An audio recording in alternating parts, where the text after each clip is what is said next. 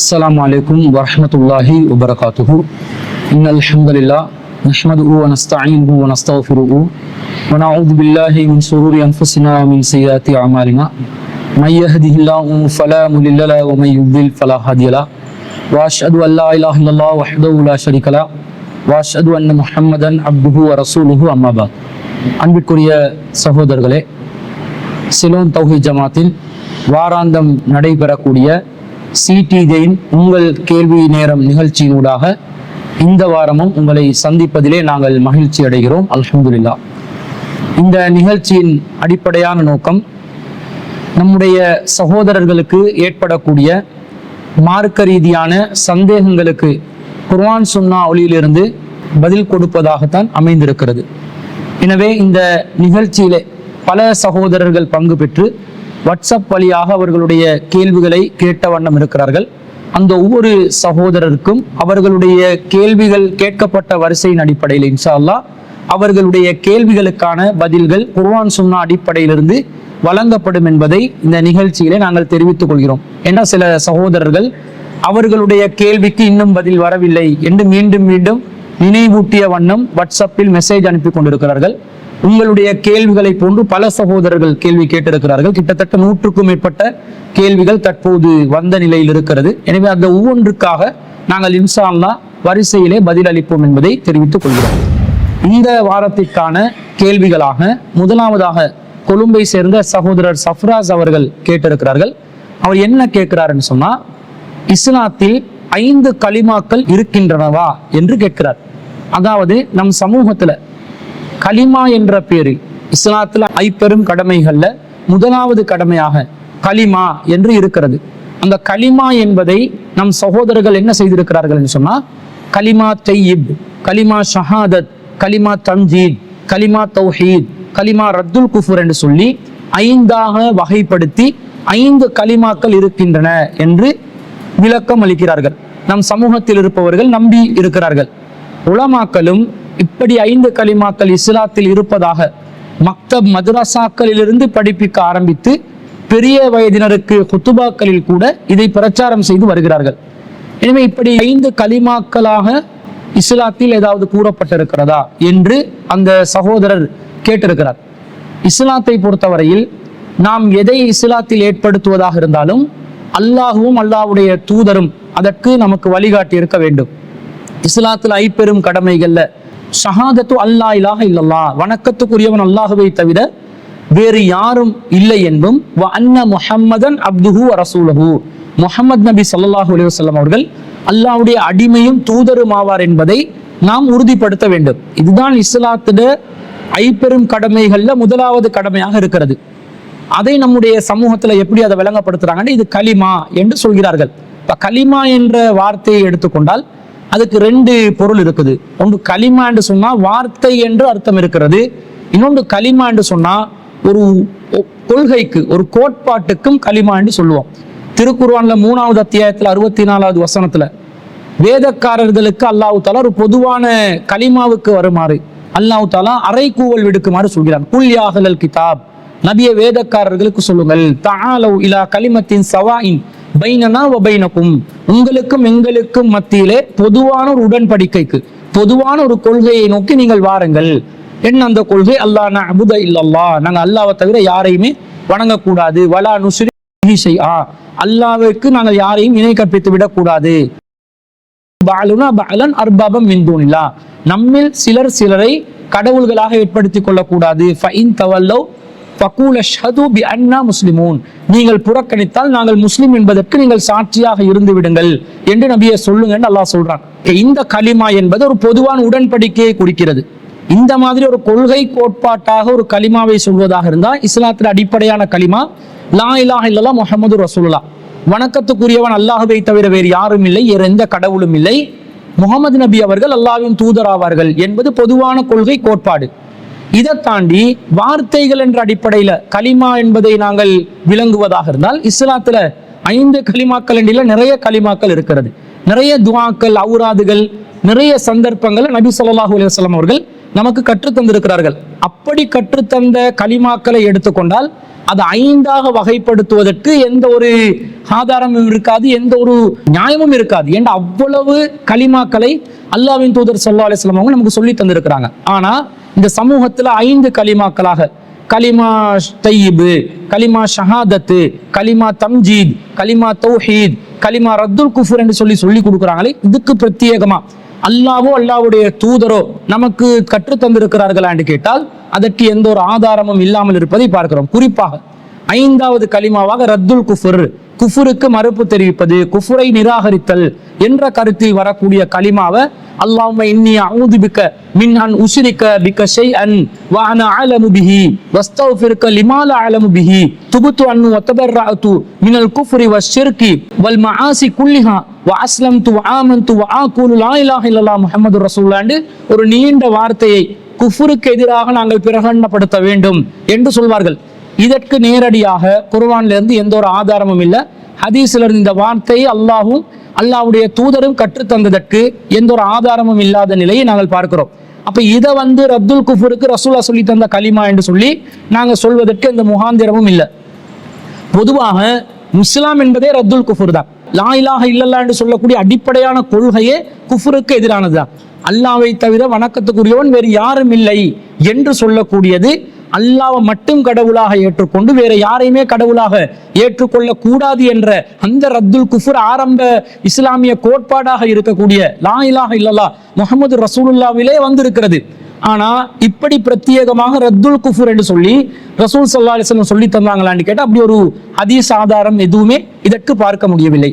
அதே மாதிரி 4வது கலிமாவாக கலிமா தௌஹீத் என்று சொல்வார்கள். லா இலாஹ இல்லல்லாஹ் வஹ்தஹு லா ஷரீக லஹு லஹுல் முல்கு வ லஹுல் ஹம்து யுஹ்யி வ யுமீத் வ ஹுவ ஹய்யுல் லா யமூது பியதிஹில் கைர் வ ஹுவ அலா குல்லி ஷைஇன் கதீர் என்று சொல்லக்கூடிய ஒரு கலிமாவை சொல்லி கொடுப்பாங்க. இந்த லா இலாஹ இல்லல்லாஹ் வஹ்தஹு லா ஷரீக லஹு பொதுவாக பல துஆக்களை ரசூல் ஸல்லல்லாஹு அலைஹி வஸல்லம் சொல்லி தந்திருக்கிறாங்க.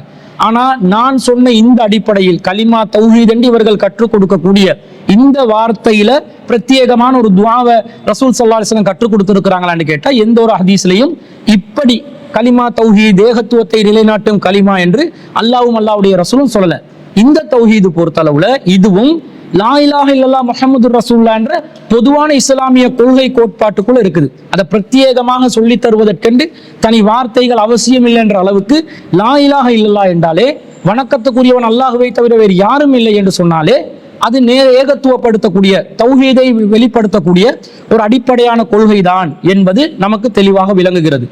அடுத்ததாக 3ஆம் கலிமா என்று சொல்லி கலிமா தம்ஜீத் என்று சொல்லி கொடுக்குறாங்க. அதுல வாசகம் எப்படி வருதுன்னா சுப்ஹானல்லாஹி வல்ஹம்துலில்லாஹி வலா இலாஹ இல்லல்லாஹு வல்லாஹு அக்பர் வலா ஹவ்ல வலா குவத்த இல்லா பில்லாஹில் அலியில் அலீம் என்று சொல்லக்கூடிய இந்த வார்த்தைகளை கற்றுக் கொடுக்குறாங்க. இதை பொறுத்தளவுல ரசூல் ஸல்லல்லாஹு அலைஹி வஸல்லம் இத கலிமா தம்ஜீத் என்று சொல்லி 3ஆம் கலிமாவாக அமைத்துக் கொள்ள வேண்டும் என்று சொன்னதற்கு எந்த ஒரு ஆதாரமும் இல்லை.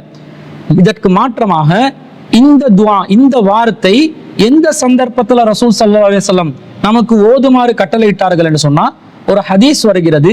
சஹீஹுல் புகாரியில 1154வது செய்தியாகவும் இப்னு மாஜால 3868வது செய்தியாகவும் அதுல என்ன வருது என்று சொன்னா ரசூலுல்லாஹ் சொல்றாங்க மன் தஆர மினல் லைலி உங்கள யாராவது ஒருவர் இரவில் உறக்கம் கலைத்தவராக திடீரென்று விழித்துக் கொண்டார், அவர் என்ன சொல்ல வேண்டும்? ஃபகால லா இலாஹ இல்லல்லாஹ் வஹ்தஹு லா ஷரீக லஹ் வணக்கத்துக்குரியவன் அல்லாஹ்வை தவிர வேறு இல்லை, அவன் தனித்தவன், அவனுக்கு இணை இல்லை. லஹுல் முல்கு வலஹுல் ஹம்து அவனுக்குத்தான் அதிகாரம், அவனுக்குத்தான் புகழ் உரியது. வஹு அலா குல்லி ஷைஇன் கதீர் அவன் அனைத்து பொருட்கள் மீதும் ஆற்றல் உள்ளவன் என்ற வார்த்தையை சொல்லிட்டு அல்ஹம்துலில்லாஹ் எல்லா புகழும் அல்லாஹ்வுக்கே உரியது. வ சுப்ஹானல்லாஹ் அல்லாஹ் தூய்மையானவன். வலா இலாஹ இல்லல்லாஹ் வணக்கத்துக்குரியவன் அல்லாஹ்வை தவிர வேறு யாரும் இல்லை. வல்லாஹு அக்பர் அல்லாஹ் மிகப்பெரியவன். வலா ஹவ்ல வலா குவத்த இல்லா பில்லாஹ் நன்மையை செய்வதும் தீமையை விட்டு தடுத்துக் கொள்வதும் அல்லாஹ்வின் உதவியை கொண்டே தவிர இல்லை என்று அவர் சொல்லட்டும். சும்ம கால பிறகு அவர் மீண்டும் சொல்லட்டும் அல்லாஹும்ம ஃபிர்லி இறைவா என்னை மன்னித்து விடு என்று சொல்லட்டும். அப்படி அவர் சொன்னால் அல்லது அவர் பிரார்த்தனை செய்தால் உஸ்துஜீப அவருக்காக பிரார்த்தனைகள் ஏற்றுக்கொள்ளப்படும் என்று சொல்லி நபி ஸல்லல்லாஹு அலைஹி வஸல்லம் அவர்கள் சொன்னதாக இந்த செய்தியில நாங்க பார்க்கிறோம். அப்ப இந்த கலிமாவை இந்த வார்த்தையை எப்ப சொல்றாங்கன்னா உறக்கத்திலிருந்து உறக்கம் கலைந்தவராக இரவில் யாரு விழித்துக் கொள்கிறார்களோ அவர்கள் தான் இதை சொல்ல வேண்டும் என்று ரசூலா கற்றுத்தந்தாங்களே தவிர, அதுலயும் முன்ன பின்ன சில வார்த்தைகள் சேர்ந்து இருக்குது துவால. இவங்க கலிமா தம்ஜீத் என்று போட்டத்துல ஒரு குறிப்பிட்ட வார்த்தைகள் தான் இருக்குது. ரசூல்லா அதுக்கு முன்னாடியும் பின்னாடியும் சில சொற்களை இணைத்துக் கொள்ளுமாறு சொல்லி இதை உறக்கத்தில் விழித்தவர் சொல்லணும் என்று ரசூலா கற்றுத்தந்தார்களே தவிர, மூன்றாம் கலிமா தம்ஜீத் என்று சொல்லித்தரவில்லை என்பதும் நமக்கு விளங்குகிறது. அடுத்ததாக முதலாவது கலிமாவும் இரண்டாவது கலிமாவும். முதலாவது கலிமாக கலிமா தையிப், லா இலாஹ இல்லல்லாஹ் முஹம்மது ரசூலுல்லாஹ் என்று சொல்றாங்க. இது இஸ்லாத்துடைய அடிப்படை. ஒருவர் இஸ்லாத்தை ஏற்றுக்கொள்வதாக இருந்தால் இந்த கொள்கையை ஏற்றுக்கொண்டால் தான் இஸ்லாத்துக்கு வர முடியும். இரண்டாவது கலிமாவாக அஷ்ஹது அல்லா இலாஹ இல்லல்லாஹ் வஹ்தஹு லா ஷரீக லஹ் வ அஷ்ஹது அன்ன முஹம்மதன் அப்துஹு வ ரசூலுஹு, வணக்கத்துக்குரியவன் அல்லாஹ்வை தவிர வேறு யாரும் இல்லை என்று உறுதி கூறுகிறேன், மேலும் முஹம்மது நபி ஸல்லல்லாஹு அலைஹி வஸல்லம் அவர்கள் அல்லாஹ்வின் அடியாரும் திருத்தூதருமாவார் என்று உறுதி கூறுகிறேன் என்று உறுதி கூறக்கூடியது. இஸ்லாத்தை ஒருவர் ஏற்றுக்கொள்வதாக இருந்தால் அவர் இதை பகிரங்கமாக ஷஹாதத்தை வெளிப்படுத்த வேண்டும், சாட்சியத்தை வெளிப்படுத்த வேண்டும் என்று நபி ஸல்லல்லாஹு அலைஹி வஸல்லம் அவர்கள் சொன்ன அடிப்படையில் வருகிறதே தவிர, முதலாம் கலிமா இரண்டாம் கலிமா என்று சொல்லிங்களா வந்ததற்கு எந்த ஒரு ஆதாரமும் இல்லாமல் இருக்கிறது என்பதிலிருந்து தனியாக பிரத்யேகமாக 5 கலிமாக்களுக்கு இஸ்லாத்தில் ஒரு முன்னுரிமை இருப்பதாகவோ, அல்லாஹ்வும் ரசூலும் 5 கலிமாக்களை பிரித்து நமக்கு கற்றுத்தந்திருக்கிறார்கள் என்பதற்கோ எந்த ஒரு ஆதாரபூர்வமான செய்தியும் இல்லை என்பதும், பல்வேறு கலிமாக்கள் இஸ்லாத்தில் இருக்கிறது, அந்த கலிமாக்களை ரசூல்லா கற்றுத்தந்ததன் பிரகாரம் அந்தந்த சந்தர்ப்பங்களில் தான் நாங்கள் அதை உச்சரிக்க வேண்டும் என்பதையும் இதன் மூலம் நாங்கள் புரிந்து கொள்கிறோம். அதுபோக இந்த 5 கலிமாக்கள் இஸ்லாத்தில் இருக்கிறது என்று பிரத்யேகமாக யாராவது பிரகடனப்படுத்துவார்கள் என்று சொன்னா அவர்கள் அல் குர்ஆனிலிருந்தும் ஹதீஸிலிருந்தும் அல்லாஹ்வும் அல்லாஹ்வுடைய ரசூலும் இப்படி 5 கலிமாக்கள் இருக்கின்றன என்று கூறியிருக்கிறார்கள் என்பதற்கு ஆதாரம் காட்ட வேண்டும். அப்படி ஆதாரம் இல்லாத பட்சத்துல நாங்களா சில சொற்களை மாத்திரம் முக்கியத்துவப்படுத்தி மார்க்கத்தில் அது பிரதானமான சொற்களாக முன்வைப்பது என்பது இஸ்லாத்தில் நாங்கள் பித்அத்தாக நூதன அனுஷ்டானமாக நாங்கள் செய்யக்கூடிய ஒரு காரியமாக அமைந்துவிடும் என்பதையும் நாங்கள் புரிந்து கொள்ள வேண்டும். எனவே 5 கலிமாக்கள் என்று இஸ்லாத்தில் கிடையாது. பல்வேறு சந்தர்ப்பங்கள்ல பல கலிமாக்கள் ரசூலா சொல்லியிருக்கிறாங்க.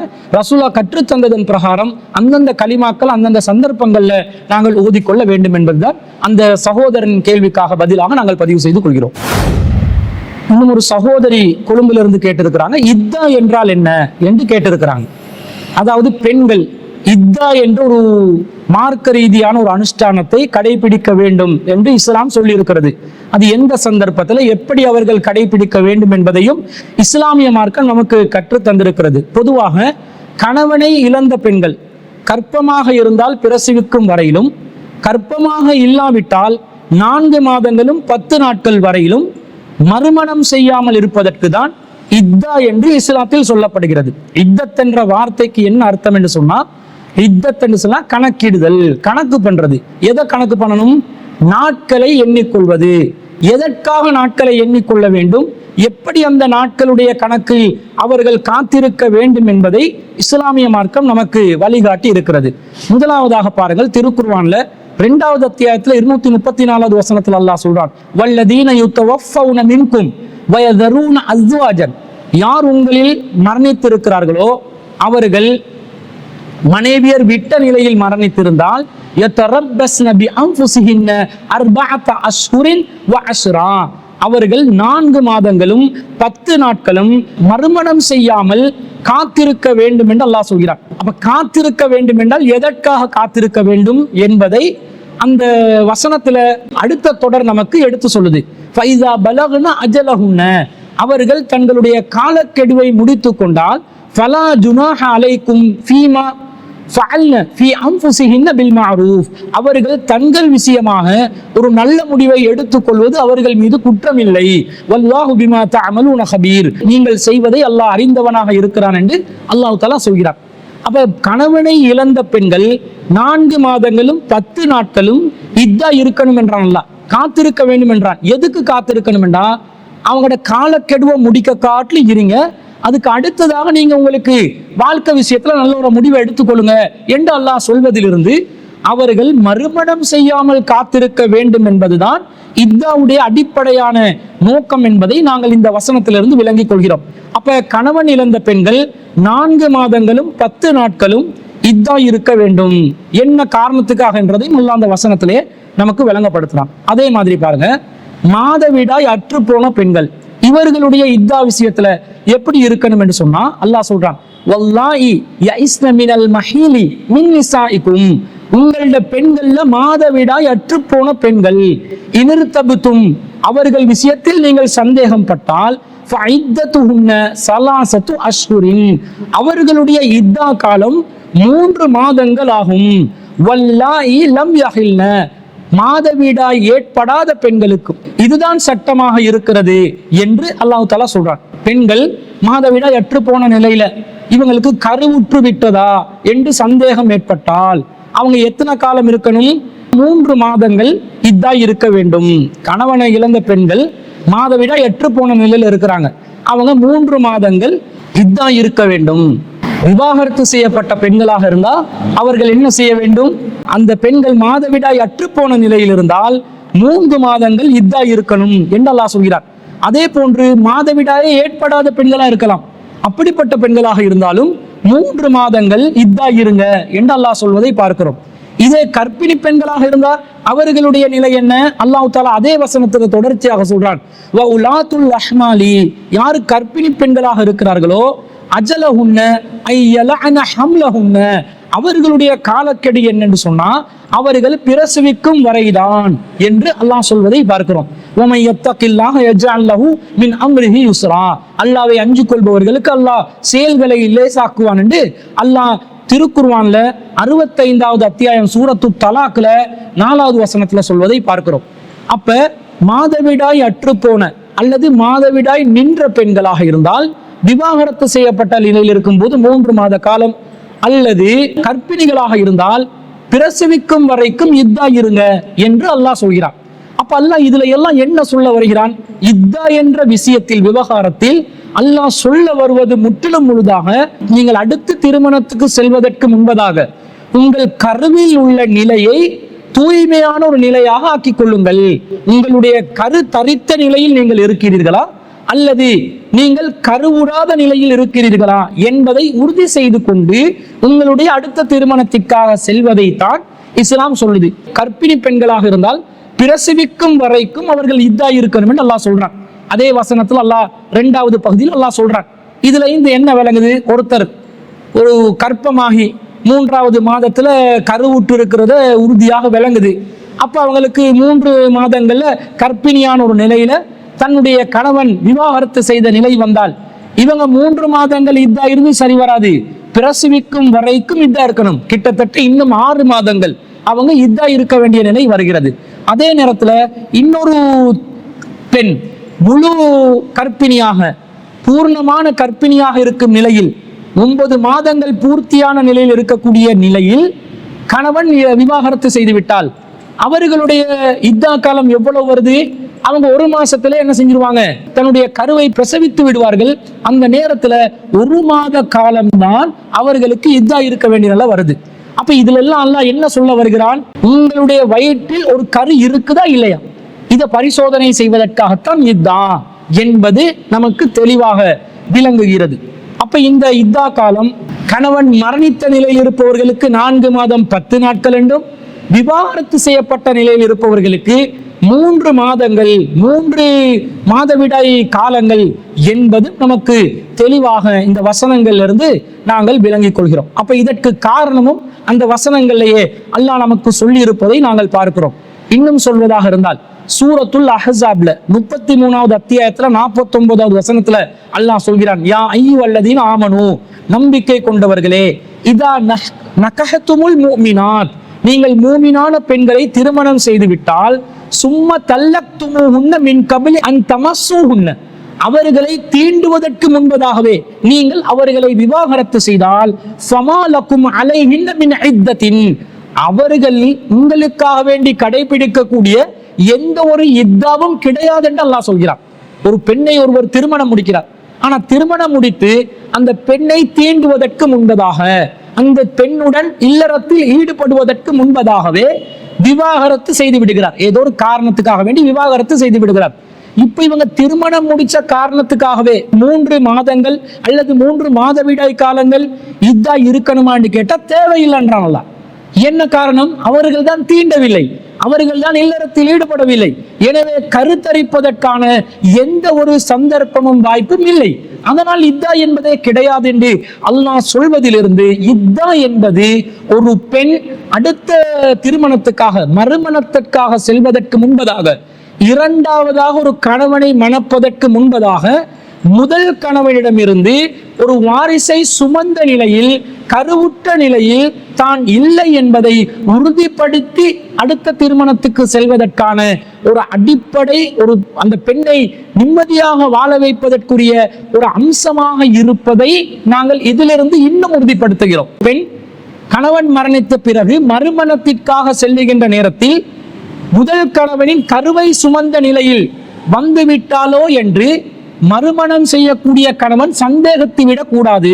பெண் தன்னுடைய மறுமணத்தை தொடருகின்ற நேரத்தில் கருவுற்று விட்டால் இரண்டாவது கணவன் அல்லது மறுமணம் செய்த கணவன் இது என்னுடைய கரு இல்லை என்று மறுத்துவிடக் கூடாது. அந்த கணவனின் குடும்பத்தாரும் இது நம்முடைய குடும்பத்தை சேர்ந்த குழந்தை அல்ல, வாரிசு அல்ல என்று மறுத்துவிடக் கூடாது. அப்படிப்பட்ட ஒரு நிலை ஏற்பட்டால் இந்த பெண் அநீதிக்குள்ளாக்கப்பட்டு விடுவாள், கைவிடப்படக்கூடிய நிலைக்கு தள்ளப்பட்டு விடுவாள். அந்த பெண்ணுடைய குழந்தை கேள்விக்குறியான ஒரு எதிர்காலத்தோடு வாழ வேண்டிய சூழ்நிலை ஏற்படும் என்பதனால அல்லாஹ் ஒரு பெண்ணை தூய்மைப்படுத்தி திருமண வாழ்க்கைக்கு மீண்டும் நுழைப்பதற்காக ஏற்படுத்தப்பட்ட ஒரு விதிமுறையாகத்தான் இத்தா இருப்பதை நாங்கள் பார்க்கிறோம்.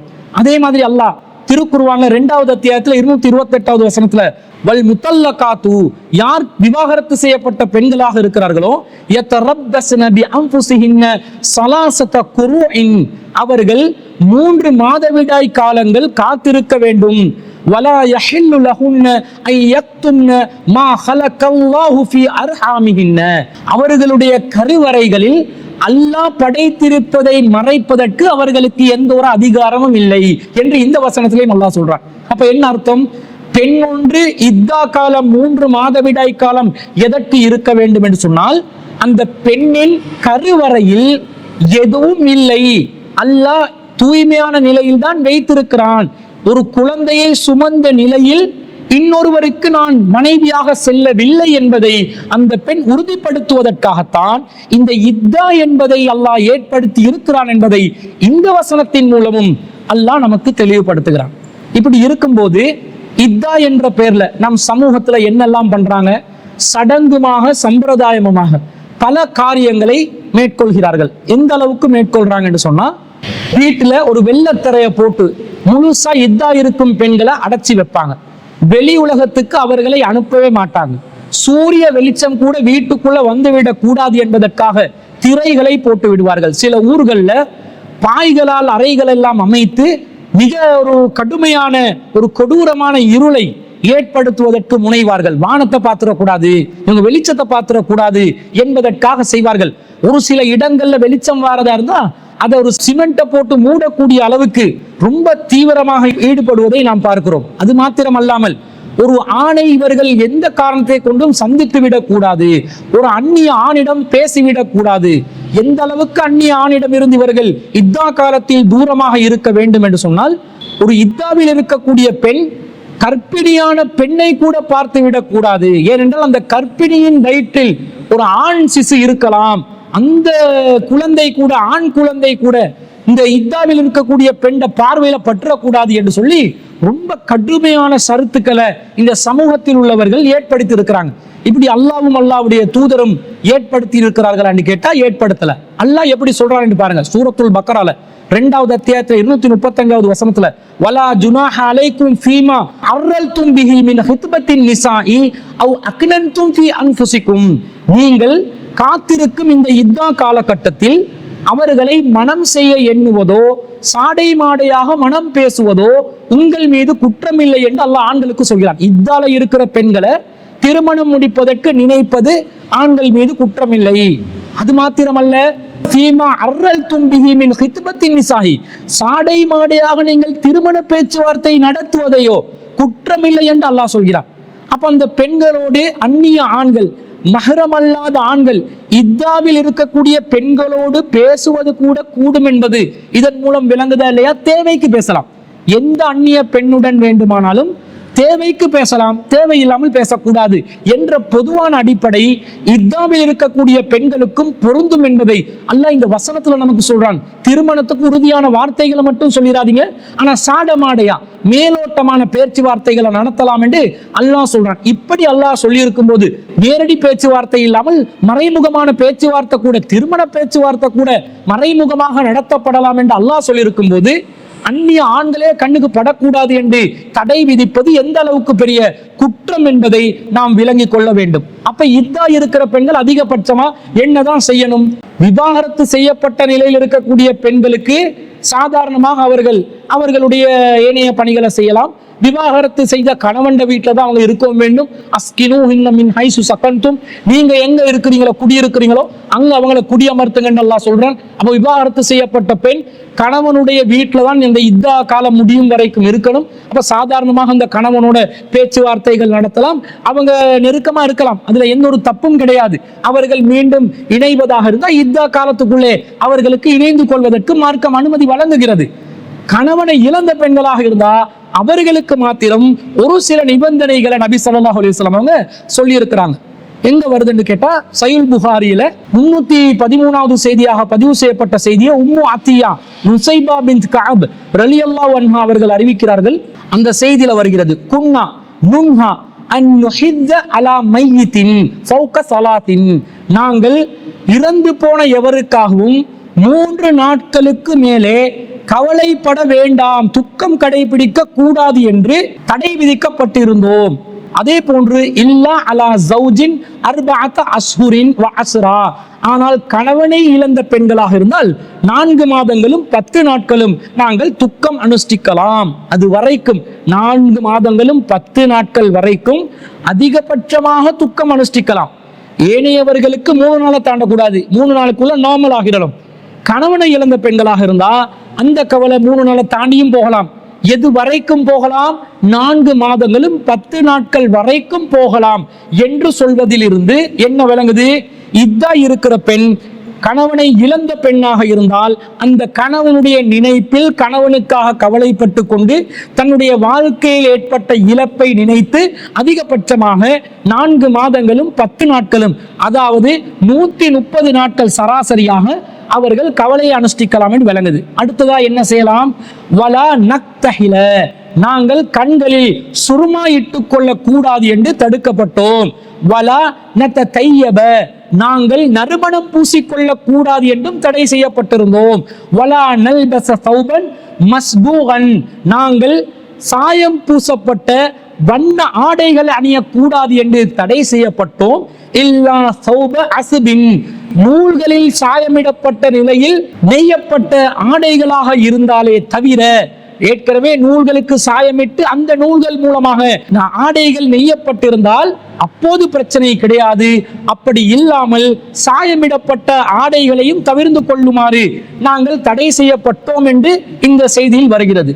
அப்ப கண்ணில் சுருமாயிடுறது, நறுமணம் பூசிக்கொள்வது, பெரும்பாலும் அலங்காரத்தை வெளிப்படுத்தப்படாத லைட் கலர்ல அல்லது சாயமிடப்படாத நிலையில ஆடைகளை அணிந்து கொண்டு இருப்பதை தாண்டி துக்கம் அனுஷ்டிக்கலாம் 4 மாதம் 10 நாட்கள் வரும் என்ற இந்த விதியை தாண்டி வேற எந்த விதியும் கணவனை இழந்த பெண்ணுக்கே இத்தாவில் இல்லை என்று வருகிறது. அப்ப இதுல இருந்து என்ன விளங்குது? இத்தா என்ற பெயர்ல பெண்களை கொடுமைப்படுத்தக்கூடாது. பெண்களோட சுதந்திரத்தை மார்க்கம் பாதுகாத்து இருக்கிறது. அல்லாவும் அல்லாவுடைய தூதரும் பெண்களுக்கு ஒருபோதும் அவர்களுடைய சுதந்திரத்தை மட்டுப்படுத்தக்கூடிய விதத்தில் ஆக்கவில்லை. எதுல சுதந்திரம் மட்டுப்படுத்தப்பட வேண்டுமோ, எதுல சுதந்திரத்தை மட்டுப்படுத்தினால் மனித குலத்திற்கு நன்மையோ அதில் மாத்திரம்தான் மட்டுப்படுத்தும்.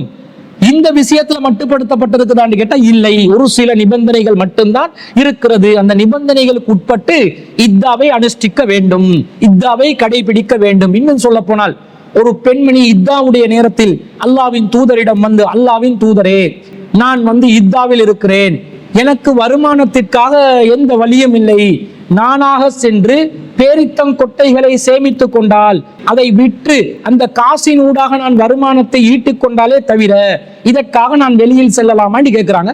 தாராளமா செல்லுங்கன்றாங்க. அப்ப இத்தால இருக்கிற பெண்ணுக்கு கூட தேவைப்பட்டால், வருமானம் ஈட்டிக் கொள்வதற்கு தேவை இருந்தால், தாராளமாக வெளி உலகத்துக்கு போகலாம் என்று இஸ்லாமிய மார்க்கம் நமக்கு வழிகாட்டி இருக்கிறது. இந்த நிலையில் இஸ்லாமிய மார்க்கம் பெண்களுக்கு இத்தா என்ற பெயர்ல எந்த ஒரு கொடுமையும் நிகழ்த்தவில்லை.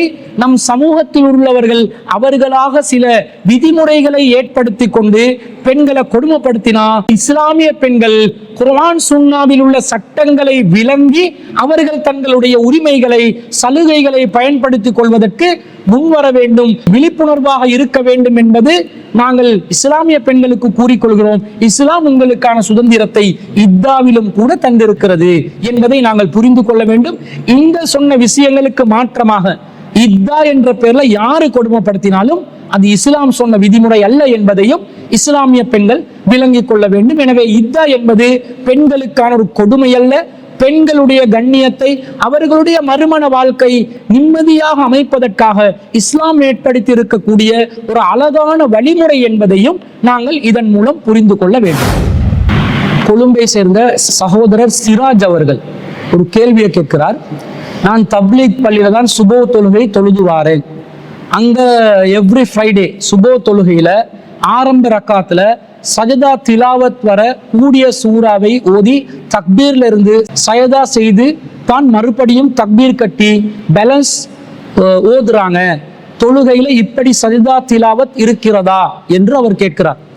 அதாவது சகோதரர் சிராஜ் அவர்கள் என்ன கேட்கிறாருன்னா, வெள்ளிக்கிழமையில சுபோ தொழுகையில சஜதா திலாவத் ஓதுகிறார்கள், இதற்கு நபி வழியில் ஆதாரம் இருக்குதா என்று கேட்கிறாங்க. இந்த சஜதா திலாவத் என்று சொன்னா அல் குர்ஆன்ல சில வசனங்களை நாங்கள் ஓதும் போது சஜதா செய்ய வேண்டிய சில வழிகாட்டல்கள் இஸ்லாத்தில் இருக்கிறது. அத்தகைய சஜதா வசனங்கள் ஓதும் போது நாங்கள் சஜதா செய்ய அனுமதிக்கப்பட்டிருக்கிறோம், சஜதா செய்வதற்கு வழிகாட்டப்பட்டிருக்கிறோம். கட்டாயம் செய்ய வேண்டும் என்ற ஒரு நிலையில் இல்லை. ஆனால் ரசூல் ஸல்லல்லாஹு அலைஹி வஸல்லம் அவர்கள் ஒரு சில வசனங்கள்ல சஜதா செஞ்சிருக்கிறாங்க. இவர் என்ன கேட்கிறாருன்னா, வெள்ளிக்கிழமையில எப்போது பார்த்தாலும் தொழுகையில சஜதா திலாவத் செய்யக்கூடிய நிலையில ஒரு அத்தியாயத்தை ஓதுறாங்க, அது என்ன விளக்கம் என்றதை கேட்கிறாரு. வெள்ளிக்கிழமையில சுபோ தொழுகையில நபி ஸல்லல்லாஹு அலைஹி வஸல்லம் அவர்கள் குறிப்பாக 2 அத்தியாயங்களை ஓதி இருக்கிறாங்க. என்ன 2 அத்தியாயங்கள் என்றா, இது புகாரியில 891வது செய்தியாக வருகிறது. கானன் நபியு ஸல்லல்லாஹு அலைஹி வஸல்லம் யக்ரஉ ஃபில் ஜும்அதி, நபி ஸல்லல்லாஹு அலைஹி வஸல்லம் ஜும்ஆவில் ஃபி ஸலாத்தில் ஃபஜ்ரி, ஃபஜ்ருடைய ஸலாத்தில் தொழுகையில் என்ன ஓதினார்கள்? அலிஃப் லாம் மீம் தன்சீலுல் கிதாபி லா ரைப ஃபீஹி மிர் ரப்பில் ஆலமீன். அலிஃப் லாம் மீம், இது வேதம் அல்லாஹ்விடமிருந்து அருளப்பட்டது, இதுல சந்தேகம் இல்லை, அகிலத்தாரின் இறைவனிடமிருந்து அருளப்பட்ட வேதம் என்று சூரத்து சஜதா 32வது அத்தியாயத்தை நபி ஸல்லல்லாஹு அலைஹி வஸல்லம் ஓதி இருக்கிறாங்க. அதே போன்று வஹல் அத்தல் அலல் இன்சானி ஹீனும் மினத் தஹ்ரி லம் யகுன் ஷைஅம் மذ்கூரா, சூரத்து தஹ்ர் என்று சொல்லக்கூடிய 76வது அத்தியாயத்தையும் நபி ஸல்லல்லாஹு அலைஹி வஸல்லம் 2வது ரக்காத்துல ஓதி இருக்கிறாங்க என்பதற்கு ஆதாரபூர்வமான ஒரு செய்தி இருக்குது. இதை அபூ ஹுரைரா ரலியல்லாஹு அன்ஹு அவர்கள் அறிவிக்கிறார்கள். அப்ப என்ன, வெள்ளிக்கிழமையில 1வது ரக்காத்துல சூரத்து சஜதாவும் 2வது ரக்காத்துல சூரத்து தஹ்ரையும் ஓதுவது நபி வழியில் உள்ளது.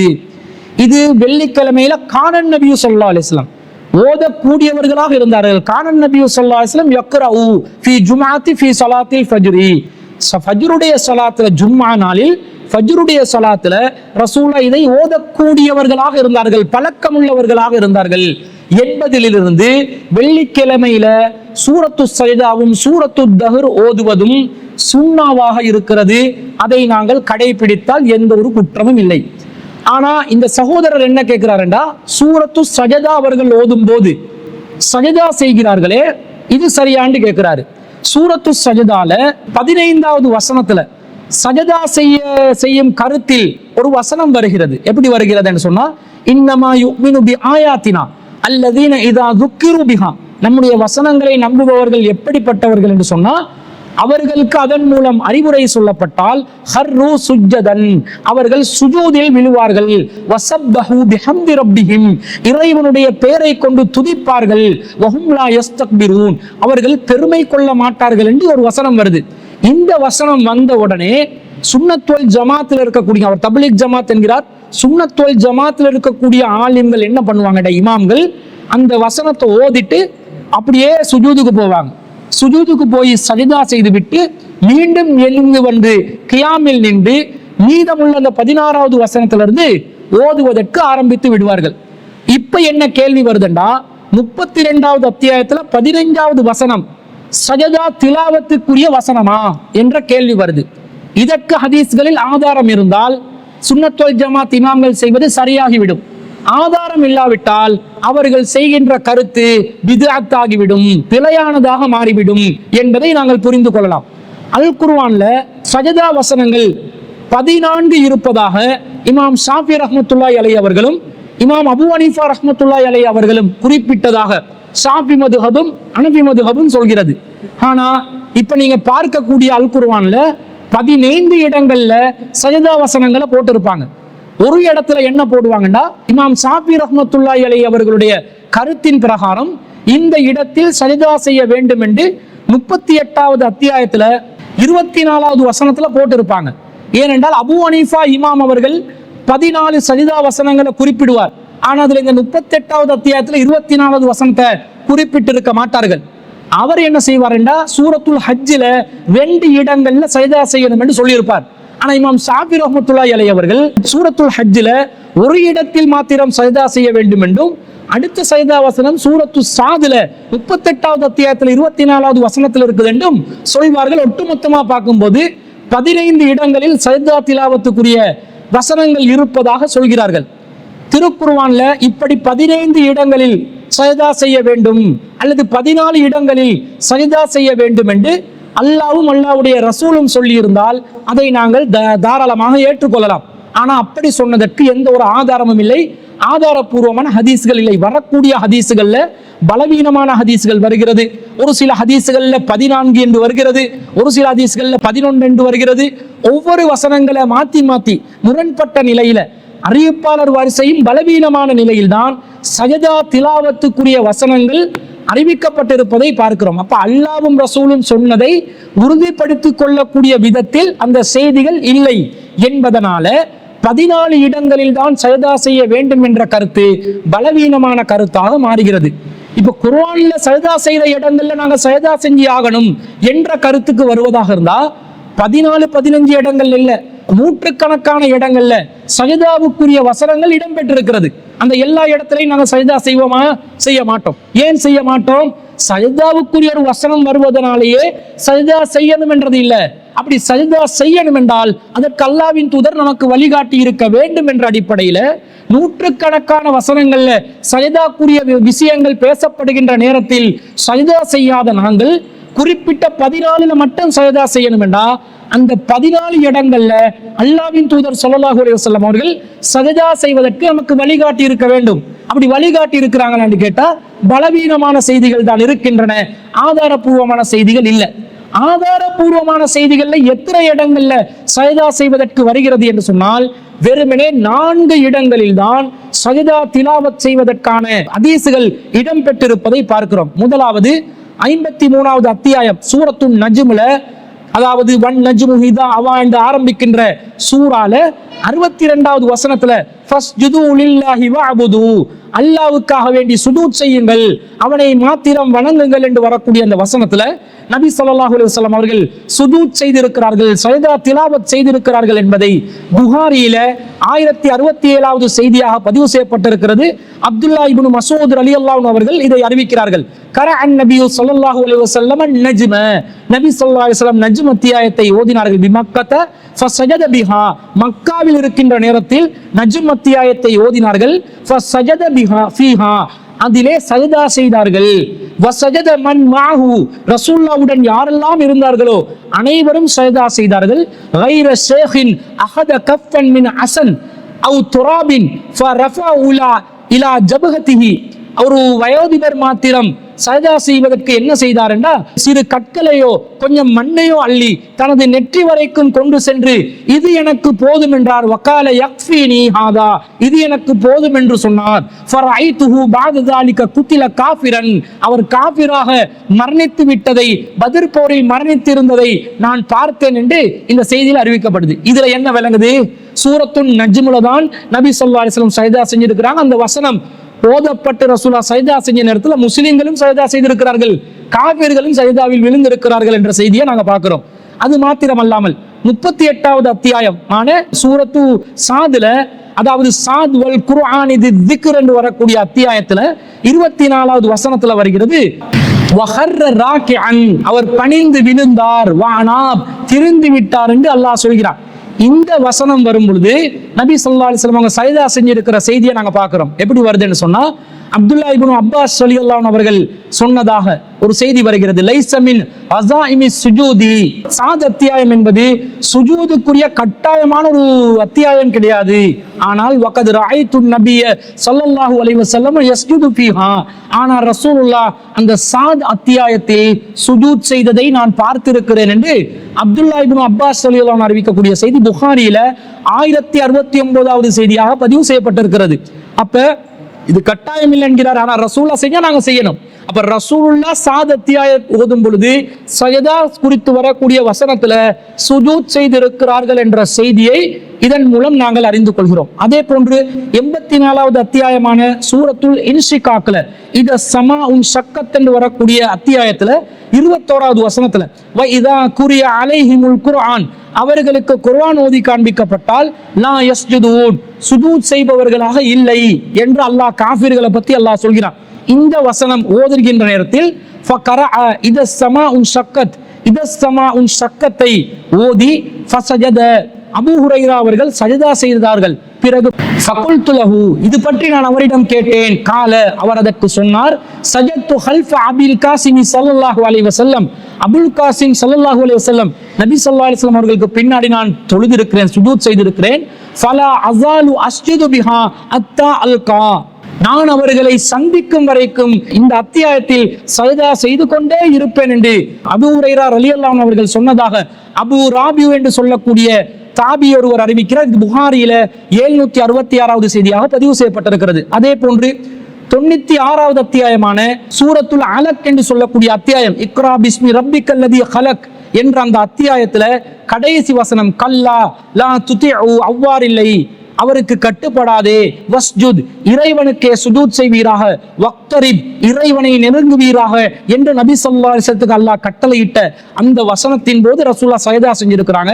அபூ ஹுரைரா ரலியல்லாஹு அன்ஹு அவர்கள் அறிவிக்கிறார்கள், கால சஜத்னா மஅன் நபி ஸல்லல்லாஹு அலைஹி வஸல்லம் ஃபீ இத ஸமாஉன் ஷக்கத், இத ஸமாஉன் ஷக்கத் என்ற 88வது அத்தியாயத்திலும் வக்ரா பிஸ்மி ரப்பிக், இக்ரா பிஸ்மி ரப்பிக்கல்லதி ஹலக் என்ற 96வது அத்தியாயத்திலும் நாங்கள் ரசூலுல்லாஹ்வுடன் சஜதா செய்திருக்கிறோம் என்ற செய்தி சஹீஹ் முஸ்லிம்ல 1011வது செய்தி வருது. அப்ப இந்த 4 தவிர வேறு அத்தியாயங்கள்ல சஜதா செய்ததாக இல்லை. இந்த 4லும் கட்டாயம் ஓதுதலின் போது சஜதா செய்து ஆகவே வேண்டும் என்பதல்ல. ஏனென்றால் நாங்கள் விரும்பினால் அந்த சஜதாவை செய்து கொள்ளலாம் என்று நபி ஸல்லல்லாஹு அலைஹி வஸல்லம் அவர்கள் நமக்கு வழிகாட்டி இருப்பதனால சஜதா வசனங்கள் தொழுகையில் நாங்கள் ஓதும் போது வந்தாலும் சஜதா செய்யலாம். ஆனா வெள்ளிக்கிழமையில சுபூ தொழுகையில சுன்னத்தாக ஓதப்பட வேண்டிய சூரத்து சஜதாவிலே ரசூல் ஸல்லல்லாஹு அலைஹி வஸல்லம் அவர்கள் சஜதா செய்ததற்கு, தொழுகையிலோ அல்லது தொழுகைக்கு வெளியிலோ சஜதா செய்ததற்கு எந்த ஒரு ஆதாரமும் இல்லாததனால சுன்னத்துல் ஜமாத்தை சேர்ந்த இமாம்கள் வெள்ளிக்கிழமையில சூரத்து சஜதால சஜதா செய்வது நபி வழிக்கு மாற்றமாக இருக்கிறது, பித்அத்தாக நூதன அனுஷ்டானமாக இருக்கிறது. அதை அவர்கள் தவிர்த்து கொள்ள வேண்டும். ஏனைய சஜதா வசனங்கள் அவர்கள் வெள்ளிக்கிழமையில ஓதினால், என்றா சூரத்து சஜதாவும் சூரத்து தஹரும் ஓதணும், நீண்ட சூறாக்கள். அந்த சூறாக்கள் மனனம் உள்ளவர்கள் அந்த சூறாக்களை ஓதி இமாமத் செய்யலாம். சூறாக்கள் மனனம் இல்லாதவர்களுக்கு சூரத்துல் முஸம்மில்ல வரும் அடிப்படையில ஃபக்ரஉ மா தயஸ்ஸர மினல் குர்ஆன், குர்ஆன்ல எது உங்களுக்கு இயலுமோ அதை ஓதுங்கள் என்று அல்லாஹ் வழிகாட்டின அடிப்படையில முடியுமானது ஓதிக்கொள்ளலாம். ஆனா சூரத்து சஜதா ஓதினால் அதுல சஜதா செய்யணும் என்பதற்கு எந்த ஒரு வழிகாட்டலும் இல்லை. சூரத்து சஜதாவை 1வது ரக்காத்திலையும் சூரத்து தஹர 2வது ரக்காத்திலையும் வெள்ளிக்கிழமையில ஓதுவதற்கு மார்க்கத்துல சுன்னாவாக இருக்கிறது, அதை செய்யலாம். ஆனா அதிலே சஜதா திலாவத் என்பது கிடையாது என்பதுதான் அந்த சகோதரனின் கேள்விக்காக பதிலாக நாங்கள் பதிவு செய்து கொள்கிறோம். அடுத்ததாக கண்டியை சேர்ந்த சகோதரர் ஃபாயிஸ் அவர்கள் ஒரு கேள்வியை கேட்டிருக்கிறார். அவர் என்ன கேள்வி கேட்கிறார் என்று சொன்னா, ஜம்சம் நீர் அருந்துதல் நன்மையா, பரக்கத் பொருந்தியதா, அது தொடர்பான மார்க்க நிலைப்பாடை விளக்கவும் என்று கேட்டிருக்கிறார். அதாவது ஜம்சம் நீர் அருந்துதல் நன்மையா, பரக்கத் நிறைந்ததா என்றுதான் சகோதரர் ஃபாயிஸ் அவர்கள் கேட்டிருக்கிறார். இந்த ஜம்சம் தண்ணீரை பொறுத்தளவுல அது பொதுவாக மக்காவிலே அமைந்திருக்கக்கூடிய ஒரு கிணறு. அந்த கிணறை பொறுத்தளவில் ஒரு 18 அடி அகலமும் 14 அடி நீளமும் கொண்ட, கிட்டத்தட்ட 5 அடி ஆழம் கொண்டு ஒரு சிறிய கிணறு தான் ஜம்சம் கிணறு என்பது. இந்த கிணறு ஒவ்வொரு வினாடியும் பல லட்சக்கணக்கான மக்களுக்கு தண்ணீர் விநியோகத்துக்காக தண்ணீர் இறைத்து கொண்டிருக்கிற ஒரு அதிசயம் நிகழ்வதை நாம் அனைவரும் பார்க்கிறோம்.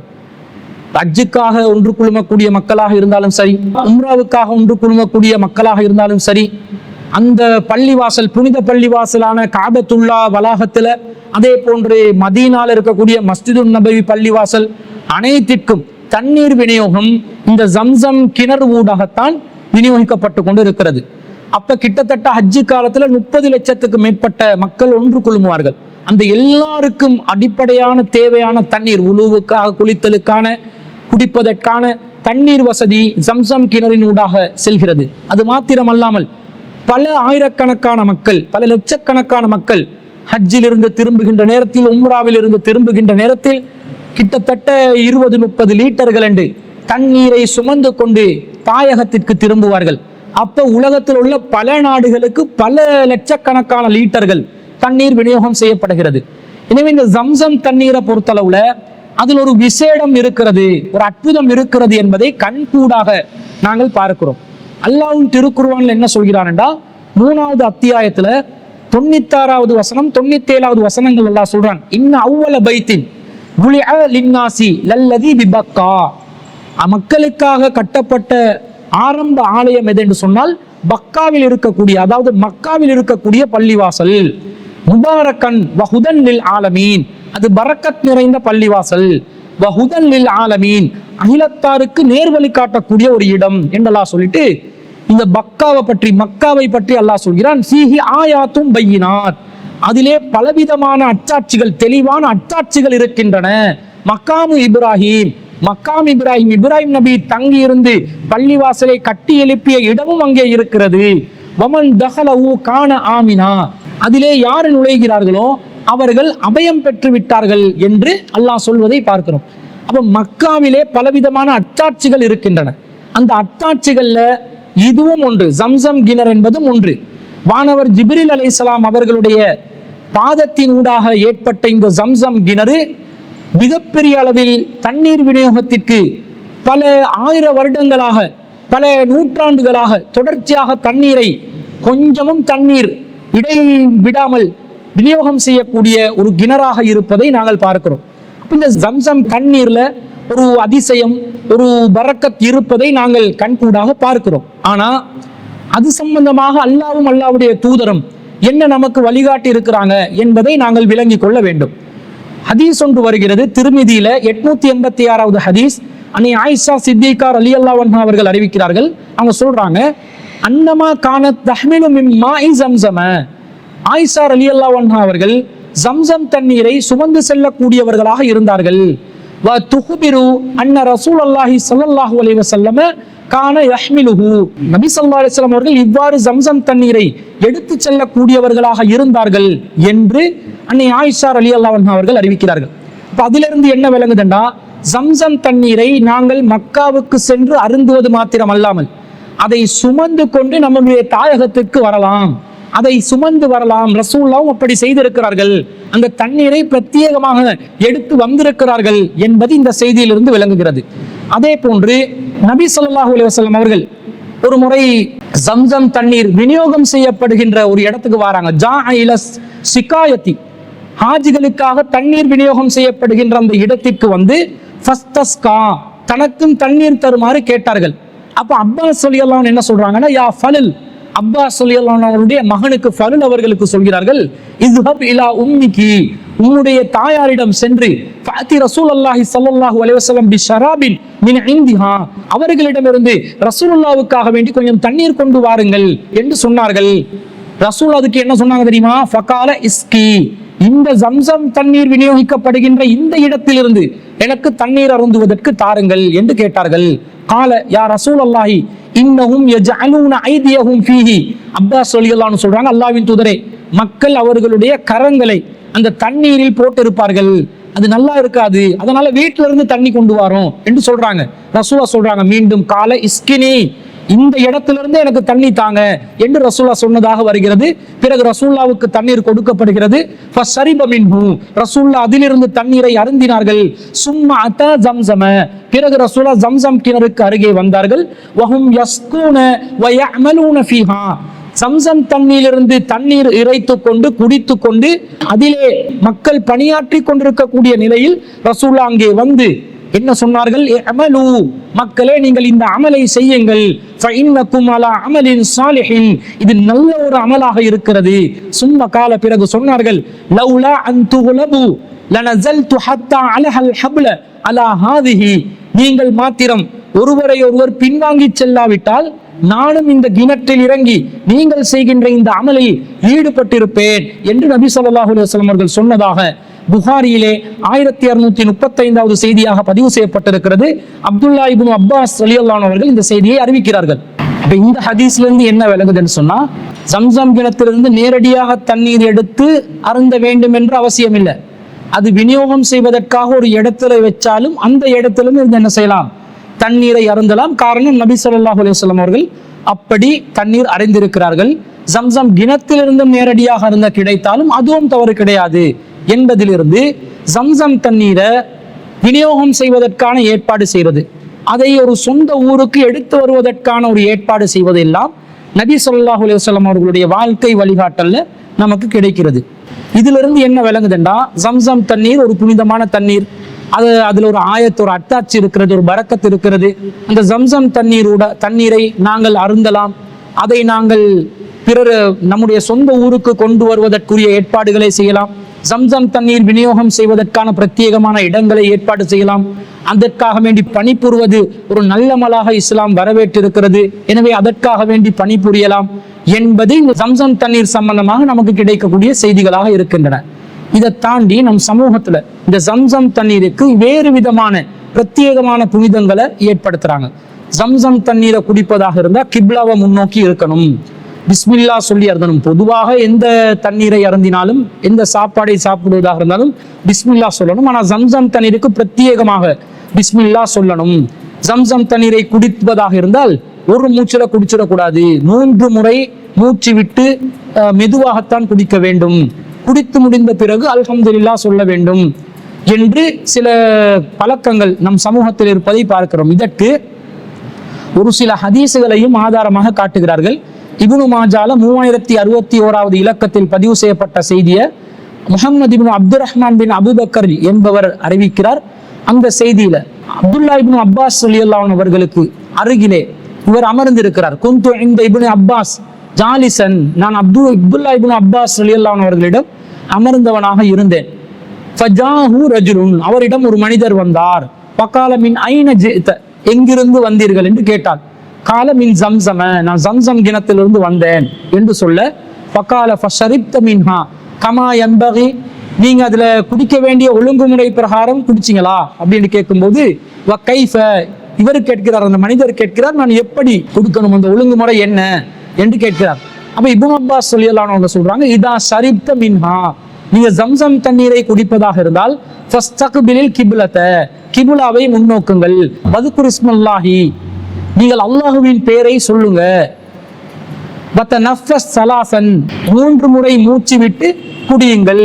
வதலல்ல மின்ஹா, ஜம்சம் தண்ணீரை வயிறு நிரம்ப குடியுங்கள். ஃபைதா ஃபரஹ்த, நீங்கள் சேவையை முடித்துக் கொண்டீர்கள் என்று சொன்னால் அஹ்மதில்லாஹ் அஸ்ஸ வஜல், மகத்துவமும் கண்ணியமும் நிறைந்த அல்லாஹ்வை புகழுங்கள் என்று இப்னு அப்பாஸ் ரலியல்லாஹு அன்ஹு சொன்னதா வருது. பிறகு அவர் இப்னு அப்பாஸ் சொன்னாங்க, ஃபைன ரசூலுல்லாஹி ஸல்லல்லாஹு அலைஹி வஸல்லம் கால், ரசூல் ஸல்லல்லாஹு அலைஹி சொல்லிக்கிறாங்க, இன்ன ஆயத்த மா பைனனா வ பைனல் முனாஃபிகீன், எங்களுக்கும் முனாஃபிகீன்களுக்கும் மத்தியில் உள்ள வேறுபாடு, இன்னஹும் லா யதலல்லஊன மின் ஜம்ஸம, ஜம்ஸம் தண்ணீரை வயிறு நிரம்ப அவர்கள் குடிக்க மாட்டார்கள் முனாஃபிக்குகள்.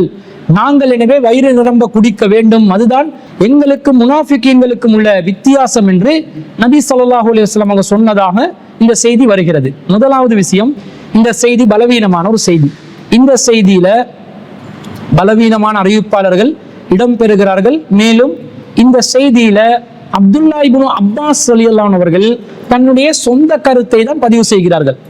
அவர்கள் ரசூல் ஸல்லல்லாஹு அலைஹி வஸல்லம் அவர்கள் ஜம்சம் தண்ணீரை குடிக்கும் போது கிபிலாவை முன்னோக்க வேண்டும் என்றோ, பிஸ்மில்லா சொல்ல வேண்டும் என்றோ, 3 மூச்சை விட்டு குடிக்க வேண்டும் என்றோ, குடித்த பிறகு அல்ஹம்துலில்லாஹ் சொல்ல வேண்டும் என்றோ, இப்படி ரசூலுல்லாஹ் சொன்னதாக எந்த ஒரு செய்தியையும் ஆதாரமா காட்டல. ரசூலுல்லாஹ் சொன்னதா என்ன சொல்றாங்கடா, வயிறு நிரம்ப குடிக்கணும். முனாஃபிகீன்களுக்கும் எங்களுக்கும் வித்தியாசம், ஜம்சம் தண்ணீரை வயிறு நிரம்ப குடிக்கிறது தான் என்று அதுக்கு மட்டும்தான் ரசூலுல்லாஹ் தொடர்பு படுத்துறாங்க. கிப்லாவை முன்னோக்கணும், பிஸ்மில்லா சொல்லணும் என்ற செய்திகளுக்கெல்லாம் ரசூலுல்லாவை முற்படுத்தி சொல்லவில்லை என்பதை நாங்கள் விளங்கிக் கொள்கிறோம். எது எப்படி போனாலும் இந்த செய்தி பலவீனமான செய்தி. ரசூலுல்லாஹ் இந்த முனாஃபிக்குகளோடு சம்பந்தப்படுத்தி சொன்ன செய்தி இல்லாது இப்னு அப்பாஸ் ரலியல்லாஹு அன்ஹு அவர்கள் மாத்திரம் சொன்ன செய்தி வேறு செய்திகள்ல ஆதாரப்பூர்வமாக பதிவு செய்யப்பட்டிருக்கிறது. அந்த செய்தியை கூட நாங்கள் ஏற்றுக்கொள்ள முடியாததுக்கு காரணம், அது ஒரு நபி தோழருடைய ஒரு வழிகாட்டலா இருக்கிறது. நபி தோழர்களுக்கு வஹி வராது, ரசூலுல்லாஹ் சொல்லி அவர்கள் நமக்கு எடுத்து சொல்லி இருந்தால்தான் அது நபி வழியாக அமையும். நபி தோழர்களுடைய சொந்த கூற்றுக்கள் மார்க்க ஆதாரமாகாது என்பதனால கிப்லாவை முன்னோக்கி ஜம்சம் தண்ணீர் அருந்தணும் என்பது மார்க்கத்தின் வழிகாட்டலாக வராது என்பதை விளங்க வேண்டும். அதே நேரத்துல இன்னும் சிலர் என்ன சொல்றாங்கடா, ஜம்சம் தண்ணீர் அருந்தும் பொழுது நாங்கள் தலையை மறைக்க வேண்டும் என்று சொல்வார்கள். ஜம்சம் தண்ணீரை குடிக்கும் போது தலையை மறைக்கணும் என்றதுக்கு எந்த ஒரு ஹதீஸும் ஆதாரமும் இல்லை. காரணம், பொதுவாக ஜம்சம் தண்ணீர் அருந்துவதற்குரிய வாய்ப்பு உம்ராவில் இருப்பவர்கள், ஹஜ்ஜில் இருப்பவர்களுக்கு தான் அதிகமாக கிடைக்கும். அப்படி கிடைப்பவர்கள் கூட இஹ்ராம்ல இருப்பாங்க, அவங்களுக்கு அந்த ஜம்சம் தண்ணீரை தலையை மறைக்கக்கூடிய நிலையிலே குடிக்க கிடைக்காது. ஏன்னா இஹ்ராமில் இருக்கும்போது தலையை மறைக்க முடியாது. ஆனால் இஹ்ராமில் இல்லாத முஸ்லிம்கள் ஜம்சம் தண்ணீரை தலையை மறைச்சுதான் குடிக்கணும் என்றால் அதற்கு குர்ஆன் ஹதீஸ்ல நேரடியாக ஆதாரம் வர வேண்டும். அதற்கும் எந்த ஆதாரமும் இல்லை.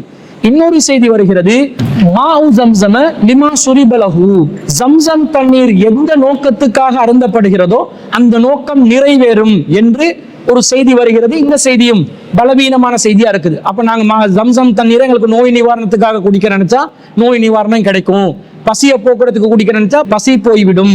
அதே போன்று வேறு ஏதாவது நோக்கத்துக்காக வேண்டி ஜம்சம் தண்ணீரை குடிச்சாலும் அந்த நோக்கம் நிறைவேறும் என்ற மாதிரி தான் இந்த செய்தி சொல்லுது. ஆனா இந்த செய்தி பலவீனமான செய்தி. எனவே இப்படியும் ஜம்சம் தண்ணீர் சம்பந்தமாக வரக்கூடிய இந்த சிறப்புக்கும் எந்த ஒரு ஆதாரமும் இல்லை என்பது தெளிவாக விளங்குகிறது. ஜம்சம் தண்ணீர் பரக்கத் நிறைந்தது, அது அல்லாஹ்வுடைய அத்தாட்சிகளில் ஒன்றாக இருக்கிறது. அது ஒரு அற்புதமான நிலையில் உருவாகின ஒரு நீரூற்று. அந்த அற்புதத்தை இன்னும் கண்கூடாக நாங்கள் பார்க்கிறோம். அதே போன்று அந்த ஜம்சம் தண்ணீரை நாங்கள் குடிக்கலாம், அதன் மூலம் உலூ செய்யலாம், குளித்துக் கொள்ளலாம், தேவைப்படும் போது நமக்கு ஊருக்கு தண்ணீரை எடுத்து வரலாம், அந்த தண்ணீரை தாராளமாக பயன்படுத்தலாம். அதை விநியோகம் செய்வது ஒரு சிறந்த காரியம், அது ஒரு நல்ல அமல் என்றும் ரசூல் ஸல்லல்லாஹு அலைஹி வஸல்லம் அவங்க சொல்லி இருக்கிறாங்க. அதற்காக வேண்டி ஜம்சம் தண்ணீர் விநியோகத்திற்காக வேண்டி பாடுபடுவதும் ஒரு நல்ல அமலாக குர்ஆன் சுன்னால இருந்து விளங்குகிறது. ஆனால் இதை தாண்டி ஜம்சம் தண்ணீருக்கென்று வேறு விதமாக உருவாக்கக்கூடிய புனிதங்களுக்கு எந்த ஒரு ஆதாரமும் இல்லை என்பதுதான் ஜம்சம் தண்ணீர் சம்பந்தமாக நாங்கள் விளங்கக்கூடிய செய்திகளாக இருக்கிறது. அதுதான் இந்த சகோதரர் கேட்ட கேள்விக்கு பதிலாக நாங்கள் பதிவு செய்து கொள்கிறோம். அடுத்த கேள்வியாக திஹாரியை சேர்ந்த சகோதரி ஒருவர் ஒரு கேள்வியை கேட்கிறாங்க. சுஜூதில் சுபஹான ரப்பியல் அலா என்ற திக்ரை எத்தனை தடவைகள் ஓத வேண்டும் என்று கேட்கிறாங்க. அதாவது உங்களுக்கு தெரியும், நாங்க சுஜூத்ல இருக்கும்போது சுபஹான ரப்பியல் அலா என்று நாங்கள் சொல்ல வேண்டும். சுபான ரப்பியல் அலா வபி ஹம்திஹி என்று வரக்கூடிய வபி ஹம்திஹி என்று மேலதிகமாக வரக்கூடிய வார்த்தைக்கு ஆதாரபூர்வமான எந்த செய்திகளும் இல்லை. ஆனால் சுபான ரப்பியல் அலா என்று நாங்கள் சொல்ல வேண்டும் என்பதற்கு ஆதாரபூர்வமான அறிவிப்புகள் இருக்கின்றன.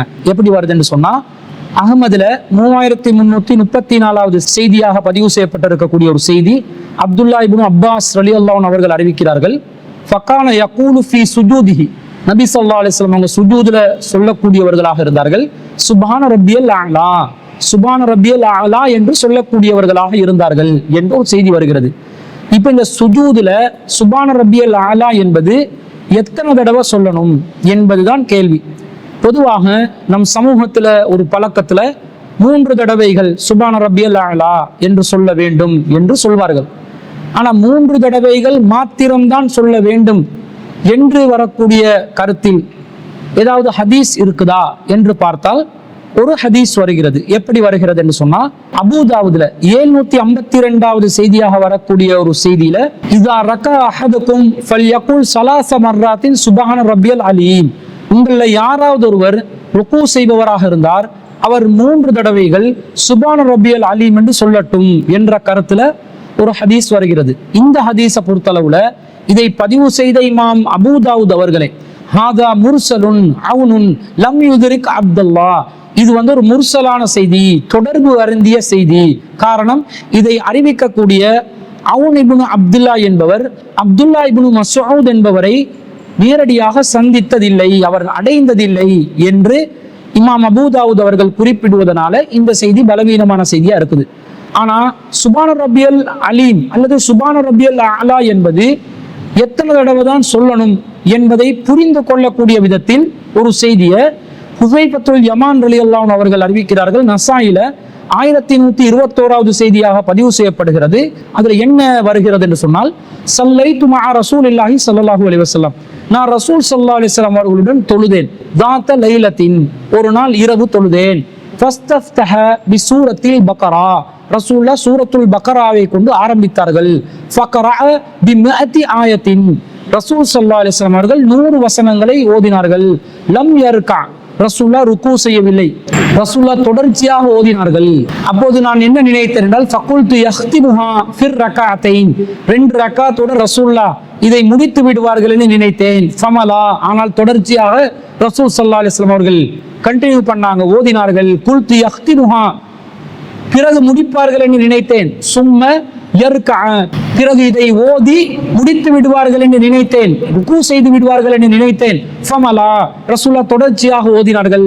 ஹத்தா கரஅ சூரத்தன் நிசாஇ, சூரத்துன் நிசாவை ஓதும் வரைக்கும். சும்ம கரஅ சூரத்த ஆல இம்ரான், பிறகு சூரத்து ஆல இம்ரானையும் நபி ஸல்லல்லாஹு அலைஹி வஸல்லம் அவர்கள் ஓதினார்கள். சும்ம ரகஅ நஹ்வன் மின் கியாமிஹி, பிறகு நபி ஸல்லல்லாஹு அலைஹி வஸல்லம் அவர்கள் நின்ற நிலையில் இருந்த அளவிற்கு ருக்கு செய்தார்கள் என்று வருகிறது. யகூலு ஃபீ ருக்குஇஹி சுபான ரப்பியல் அலீம், சுபான ரப்பியல் அலீம், சுபான ரப்பியல் அலீம். அந்த ருக்குவிலே ரசூலுல்லாஹ் சுபான ரப்பியல் அலீம், சுபான ரப்பியல் அலீம், சுபான ரப்பியல் அலீம் என்று சொன்னார்கள் என்று வருகிறது. அப்ப இந்த செய்தியை வச்சு 3 தடவை சுபான ரப்பியல் அலீம் ருக்குல சொல்லணும் என்ற மாதிரி கருத்தும் எடுக்கிறார்கள். அதே நேரத்துல இந்த சுபான ரப்பியல் அலீம், சுபான ரப்பியல் அலீம், சுபான ரப்பியல் அலீம் என்று சொன்னது 3 தடவையை குறிப்பதற்காக அல்ல, அதிகமான சுபான ரப்பியல் அலீம்களை ரசூலுல்லாஹ் சொன்னாங்க என்று சொல்வதற்காக தான் இந்த மாதிரி வாசகம் இடம் பெற்றிருக்கிறது என்றும் சிலர் கருத்து சொல்றாங்க. ஏன் என்று சொன்னால், அதுல என்ன சொல்லப்படுகிறது? ரசூல் ஸல்லல்லாஹு சும்ம ரகஅ நஹ்வன் மின் கியாமிஹி, கியாம்ல நின்ற நிலையில் ரசூல் ஸல்லல்லாஹு அலைஹி வஸல்லம் எந்த அளவுக்கு இருந்தார்களோ, சூரா பக்ரா ஓதும் வரைக்கும், சூரா நிசா ஓதும் வரைக்கும், சூரா ஆல இம்ரான் ஓதும் வரைக்கும் ரசூலுல்லாஹ் நின்று தொழுதார்களே, அந்த அளவுக்கு ருக்கு செய்தார்கள் என்று வருகிறது. அந்த அளவுக்கு ருக்கு செய்வதாக இருந்தா சுபான ரப்பியல் அலீம் என்று 3 தடவை மட்டும் ஓதினால் அந்த ருக்குவுக்கு அது ஈடு கொடுக்குமா? கொடுக்காது. நீண்ட நேரம் நின்ற நிலையில் நபி ஸல்லல்லாஹு அலைஹி வஸல்லம் அவர்கள் இருந்த மாதிரியே நீண்ட நேரம் ருக்கு செய்திருக்கிறார்கள் என்று சொன்னா, அந்த ருக்குல சுபான ரப்பியல் அலீம் என்பது 3 தடவை மட்டும் ஓதினார்கள் என்று நாங்கள் புரிந்து கொண்டால், அந்த ருக்குவிலே நீண்ட நெடு நேரம் வெறுமனே இருக்க வேண்டிய ஒரு நிலை ஏற்படுகிறது. எனவே இதிலிருந்து இந்த வாசகத்தை எப்படி புரிந்து கொள்கிறார்கள் என்று சொன்னா, சுபான் ரப்பியல் அலீம், சுபான் ரப்பியல் அலீம், சுபான் ரப்பியல் அலீம் என்று நீண்ட நேரம் சொன்னார்கள் என்ற கருத்தில் புரிந்து கொள்கிறார்கள். அந்த புரிதலும் சரியானதாக இருக்கிறது. ஏனென்றால் இதுல 3 தடவை தான் ரசூலுல்லாஹ் சொன்னாங்கன்னு வரல. சுபான் ரப்பியல் அலீம், சுபான் ரப்பியல் அலீம் என்று தொடர்ச்சியா சொன்ன மாதிரி தான் அந்த வாசகமும் இடம் பெற்றது இருப்பதிலிருந்து அதிகமான அளவு சுபான் ரப்பியல் அலீம் என்றதை சொன்னாங்க என்பதுதான் இதன் மூலம் நாம் புரிந்து கொள்ள முடியுமானதாக இருக்கிறது. இப்போ ஒருவர் ஓடி வந்து சொல்கிறார், அல்லாஹ் அல்லாஹ் அல்லாஹ் என்று ஒருவர் சொல்லிக் கொண்டு இருந்தார் என்று சொன்னால் 3 தடவை அல்லாஹ் அல்லாஹ் அல்லாஹ் என்று சொன்னார் என்று புரிந்து கொள்ள மாட்டோம்.